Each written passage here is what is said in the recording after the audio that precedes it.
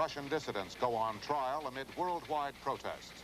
Secretary of State Vance says the trials will aggravate relations with Moscow, but the SALT talks must continue. From ABC, this is World News Tonight, with Max Robinson in Chicago, Peter Jennings in London, Barbara Walters' special reports, and tonight a comment from Howard K. Smith, and from our Washington desk, Frank Reynolds.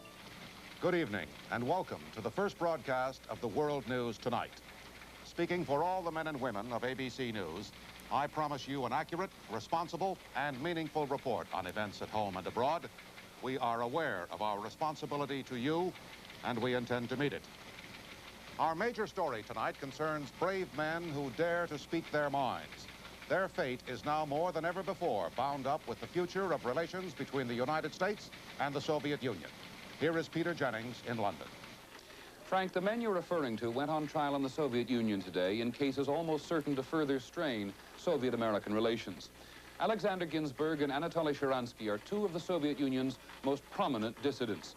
Ginsburg is charged with anti-Soviet behavior. Sharansky is charged much more seriously with treason.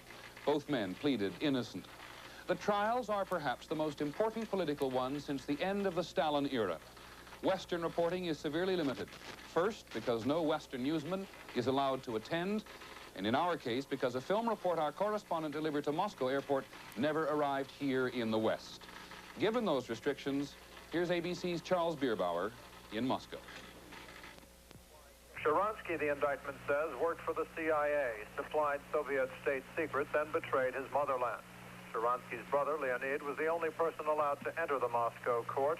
Interviewed by West German and other correspondents outside, the brother reported that Sharansky had dismissed his lawyer and told the People's Court the charges are absurd. Sharansky's 70-year-old mother, Ida Milgram, was barred from the court, and the dissident community divided itself between the Moscow trial of Sharansky and the Kaluga trial of Alexander Ginsburg. Ginsburg, like Sharansky, is a member of the Helsinki group monitoring human rights violations. Sharansky entered the dissident community as a would-be immigrant. In 1973, he asked for a visa to go to Israel. His wife of one day was allowed to leave in 74. And we had a very hard year because I was haunted, I was arrested sometimes, persecuted in different forms. And after one of such arrests, I decided to send my wife to Israel. The Soviets are holding unusual twice-a-day briefings on the trial, but only a statement is read, no questions are answered. Correspondents are not allowed in the court, where Sharansky confronts the severest charges yet to be faced by a Soviet dissident. Charles Bierbauer, ABC News, Moscow. Here in Washington, for the second time in 2 days, the Secretary of State has denounced the dissident trials, but at the same time has urged that we keep a sense of perspective about overall relations with the Russians. I regret the steps which have been taken recently and deplore the specific actions with respect to the dissidents. This has not helped the relations between our two countries. It has aggravated, as I indicated, the relationship. However, I think that we must continue to try and find common ground and hope that we can get the relationships back to a better and more even keel. Vance will leave tomorrow for Geneva and a meeting with Soviet Foreign Minister Gromyko to continue negotiations on strategic arms control. He insists we should not link the trials to the talks. However, a resolution was introduced in the Senate today by Senator Dole of Kansas calling for a suspension of the SALT talks until we know the outcome of the dissident trials. And Senator Henry Jackson of Washington said there should be no SALT talks if the trials go forward. Jackson made a speech on the Senate floor and strongly criticized the administration's approach to the Russians. He called it confused, uncertain, and often contradictory. And Jackson complained that the president's tough talk has been offset by weak action. However, our White House correspondent, Sam Donaldson, says officials there disagree. The Soviet move has upset, even angered White House officials, who today seem determined to make the Russians pay for it. Press Secretary Jody Powell said the president would continue to speak out on human rights. And Powell bluntly warned that even though the strategic arms talks are too delicate to upset, a whole range of other American-Soviet relationships is now under review. Particularly, other officials said, in the fields of trade, space, and technology. Powell clearly meant to suggest that Washington intends to clamp down on the Russians in a way that will hurt them. These hints of action drew praise from 5 American Jewish leaders who met with National Security Advisor Brzezinski to discuss the matter. If there's one thing I've learned over these years, it's that the Soviets are pragmatic. When it hurts them, they change. When it doesn't hurt them, they don't change. And there are lots of ways in which we can make it hurt. At first glance, the recent emigration figures seem to dispute that theory. From a 1973 high of almost 35,000, Jewish emigration from the Soviet Union fell dramatically when Congress and then the Carter administration began making a public issue of it. But during recent months, the rate has risen again, projecting to a total of 24,000 for this year if the pace continues. Evidence the Jewish leaders believe that keeping the pressure on gets results in the long run. There is one more factor at work here, the feeling that the Soviet action is a direct slap in the president's face and for the sake of his future credibility must not go unchallenged.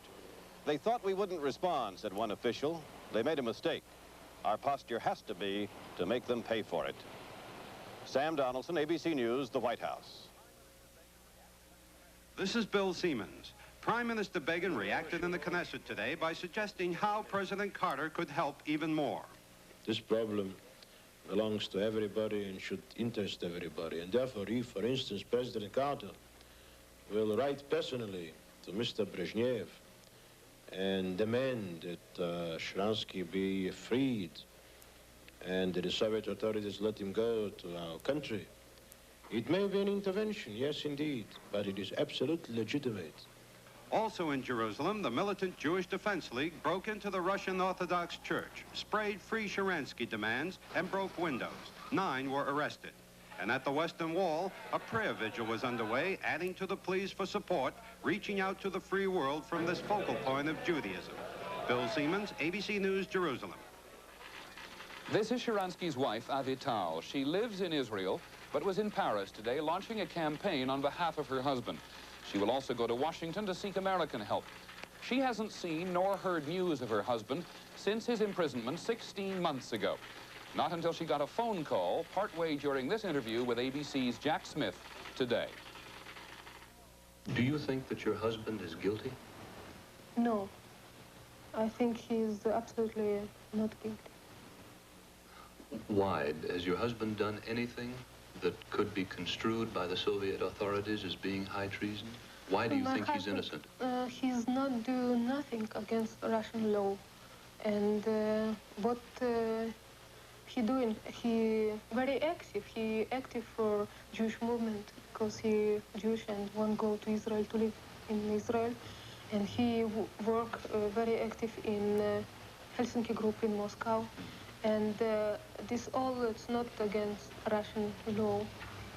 I think it's the Russian do big criminal about my husband and destroy every human rights, his human rights.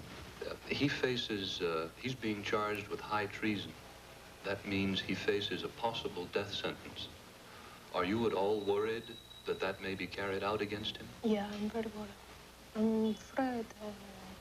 Now he's in criminal hands, you know, and I think Russians do everything about him so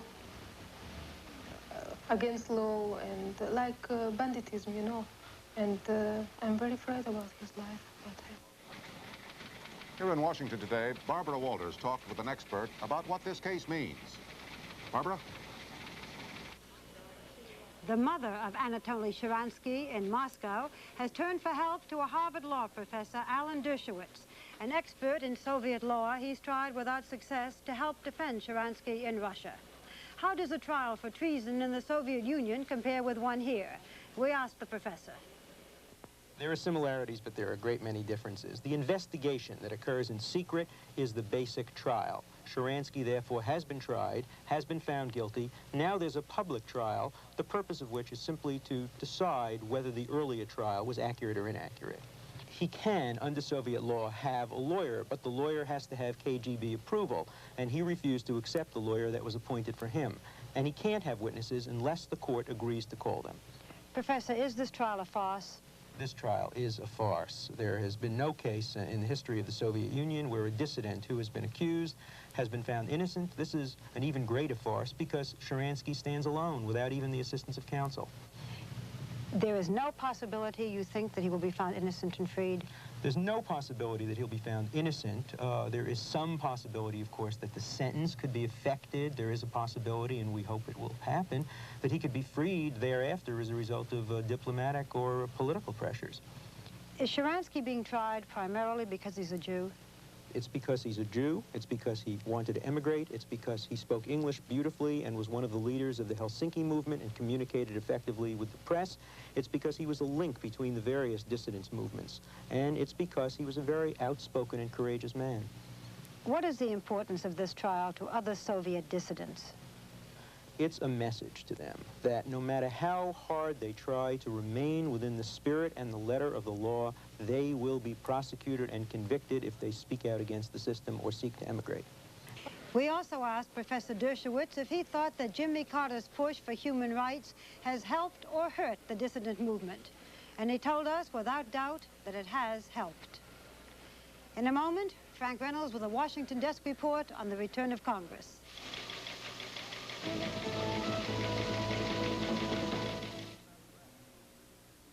Surprise! Hidden Valley Ranch introduces the original ranch dressing you can make with milk. This salad dressing is delicious. How's it made? I said with mayonnaise and milk. Milk? Come on. It can't be that simple. Sure, Hidden Valley Ranch invented the secret blend of spices that make mayonnaise and milk delicious. Boy, me eating a salad dressing made with milk. That is the surprise of my life. Surprise yourself with the original flavor of Hidden Valley Ranch, the original ranch dressing that you make with milk. Are you an overdoer? If I don't do it, who will? Someone who occasionally gets an overdoer's backache? Oh, well, that does it for today. You should try Doan's Pills. Doan's contains a medically proven pain-killing ingredient that relieves backache pain and strained muscles for hours. So if you're an overdoer... Be careful, honey. Ooh. Remember Doan's Pills. Doan's. It takes the ache out of backache. The Congress that came back to Washington today has much to do before going home again. The administration hopes for a tax cut this year, but the size of the reduction will be vigorously debated, and the administration is praying for some kind of an energy bill. That's been a high priority item for more than a year. And once again this summer and fall, there will be a battle royal over abortion. The House and the Senate are in sharp disagreement about spending federal funds for abortions. Right at the moment, the most visible controversy here is over the Equal Rights Amendment. Yesterday, nearly 100,000 ERA supporters marched on Capitol Hill. And today, they swarmed through the corridors of the Capitol, lobbying for an extension of the deadline for ratification of the amendment. The deadline is March 22nd, 1979.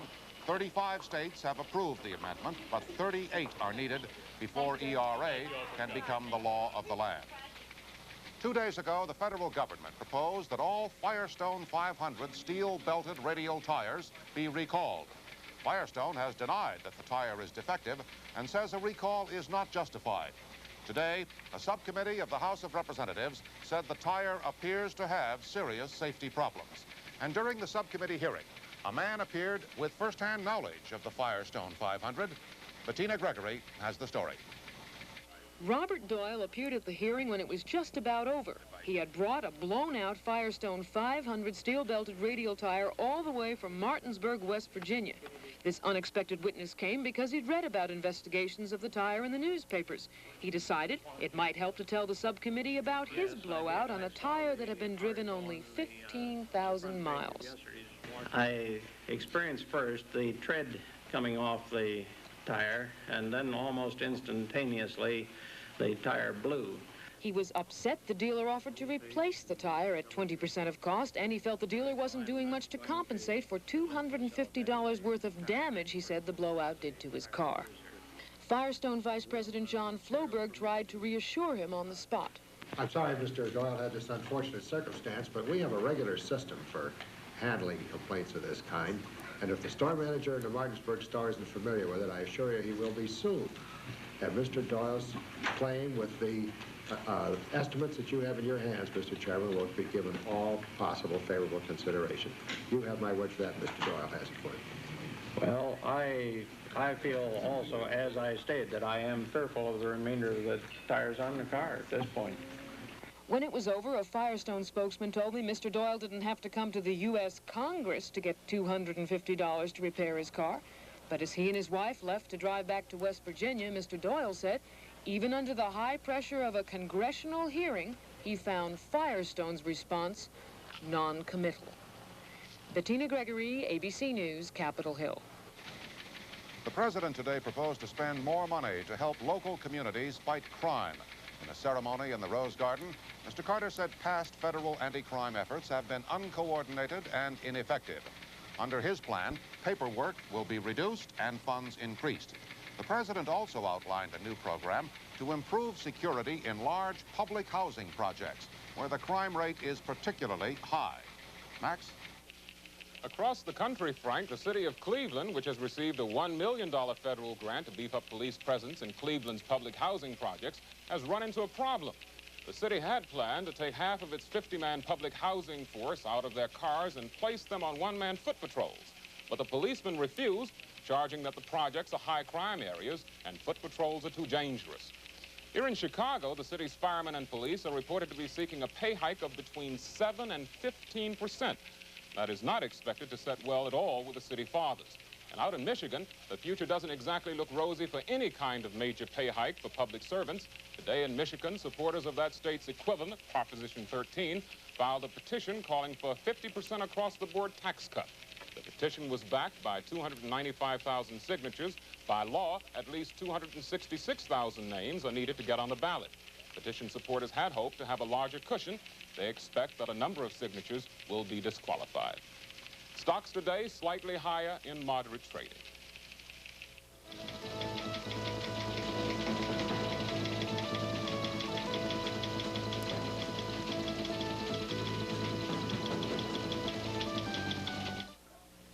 Hey, Daddy, can we take Mommy to dinner? How come? Ledge burned her finger. Sure we can.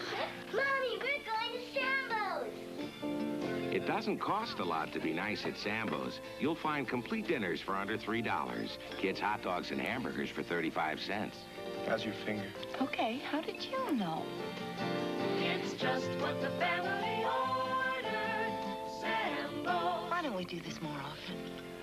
We will. We put the Hearts 2-in-1 Plus collar on our pet one spring day, and that same long-lasting collar still kills ticks and fleas today. All summer long it keeps them free. Protect your dog, your cat, your family. Get the long-lasting collar that kills both ticks and fleas. Put the plus on your pet, the Hearts 2-in-1 Plus. Put the plus on your pet, the Hearts 2-in-1 Plus. Why are people buying Buick's new Century? Well, it depends on who you ask. I have a son of 16 who has very long legs. He's 6 foot tall, and he says it's the most marvelous thing he's ever got in and out of for a back seat of a car. Very comfortable, a luxurious ride. The car's economical, very economical. Use very little gas.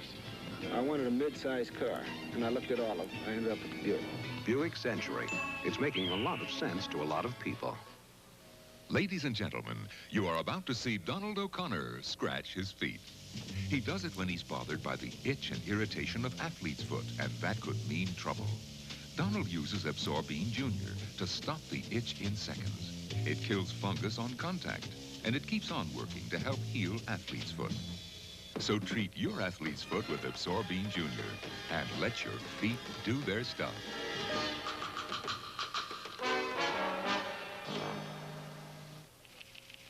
4 people are being held hostage in New York City's World Trade Center by a man claiming to have a bomb. The story began this morning. Lynn Scher has been covering it. He came to the 36th floor of the World Trade Center this morning, a Polish-speaking former machinist who had lost 2 fingers in an accident at work 3 years ago.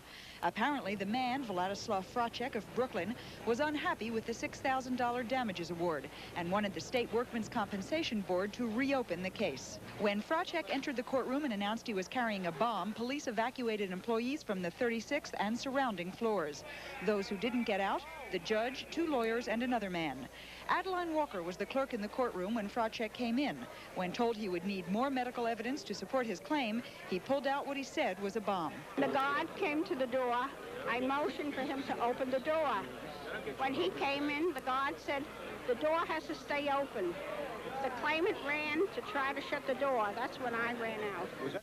The police negotiating team moved in and began to talk with Fracek through translators. But as of late this afternoon, they were reporting little progress. Have you confirmed that there is an explosive device upstairs? No, we haven't. With all the detecting equipment, you have not been able to tell whether, in fact, there is something that could explode? No, we brought the dogs in, and the dogs have sniffed around. They haven't come up with anything. So. Lynn Scher, ABC News, New York. The trial of Joanne Little got underway in Raleigh, North Carolina today. Little is being tried for a prison break, which occurred shortly after she was acquitted on charges of murdering a prison guard. Well, today the judge refused to have the trial moved elsewhere, and he would not permit New York Attorney William Kunstler to join Little's defense. Farmers in some of the western states continue to suffer through a plague of grasshoppers. In this area, along the Colorado-Kansas border, the pests already have eaten up to 20% of the crops. Last winter's relatively mild temperatures resulted in ideal hatching conditions, and where 10 grasshoppers per square yard can eat as much food as a cow and her calf, the average density has been 50 of those insects per square yard. Farmers who can afford to have been spraying, but those who can't, the Colorado legislature today took activity, or that is action, on a $7 million program to spray all that state's lands before the grasshoppers began laying eggs again. Frank? The Space Agency says the Skylab space station has developed power problems again and is rolling in orbit. NASA experts say, however, they think they can regain control of the Skylab, which is being kept in position for docking with a manned space shuttle in late 1979. In Houston today, a new group of astronauts began preparing for space shuttle missions, including the first women astronauts and the first blacks. Science editor Jules Bergman reports. This is Judy Resnick, age 29. She has a doctorate in electrical engineering and is one of America's first woman astronauts. She and 34 other new astronauts began their training today at the Johnson Space Center. There are 5 other women and 3 blacks in Judy's group. One of the blacks, Air Force Major Fred Gregory, says he hopes he was picked for his flying ability and not his color. As a matter of fact, he was picked for both. Washington ordered that blacks and women be included in the new astronaut program. None of the 6 women are test pilots, though one flies small planes. They are physicians, scientists, and engineers like Judy Resnick. Titled mission specialists, they will handle experiments and logistics during space shuttle flights. Judy Resnick's already been measured for space helmet and suit. What kind of mission do you want to fly, do you know? I'd like to fly any mission, actually. The intent of a mission specialist is to train us to be generalists and to learn a little bit about every field, and I don't really have anything particular in mind right now. I'd be glad to fly in anything that they let me fly. Astronaut Resnick got here early and has flown backseat of the T-38 jet trainer. NASA is using her to test some of its training procedures for women. So almost 20 years after the first astronauts were chosen, NASA finally has women and black astronauts. They'll be flying aboard the space shuttle in 2 years. This is Jules Bergman, ABC News, at the Johnson Space Center, Houston.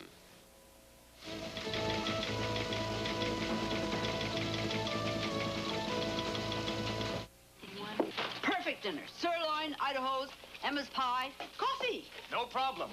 We got an automatic drip coffee maker. Coffee maker's only half the story. Here.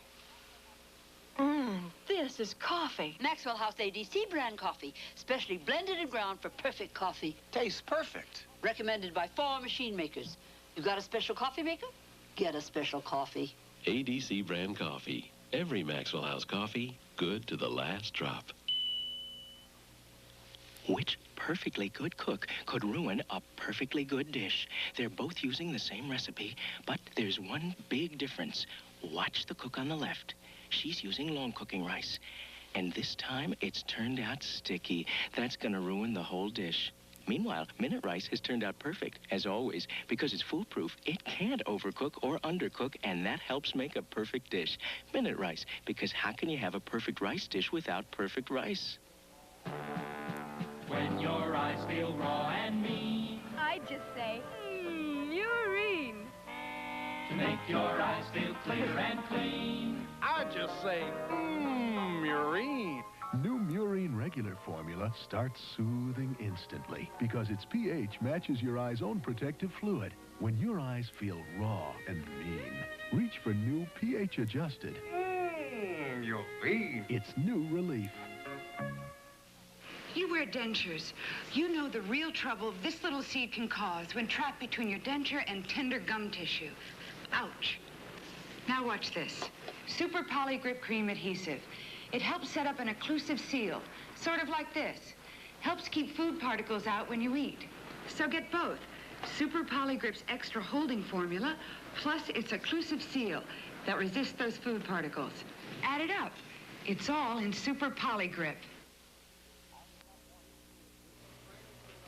I would not want to see decreased in any degree the free world protest against the loaded trials of Sharansky and Ginsburg that began in Russia today.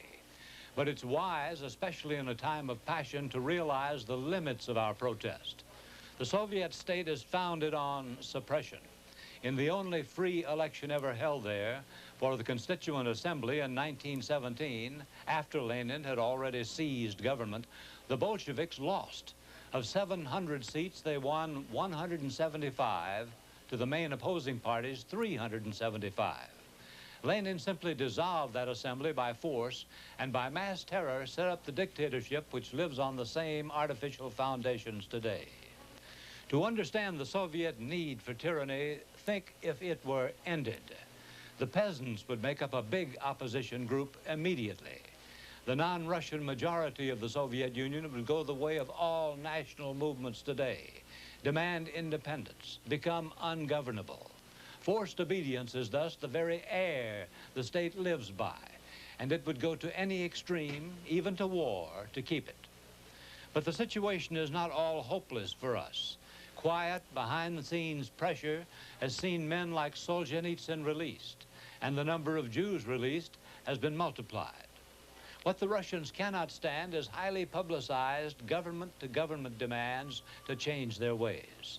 That they will answer with just such trials as today's, to tell the world there are limits beyond which they will not go and cannot go and survive.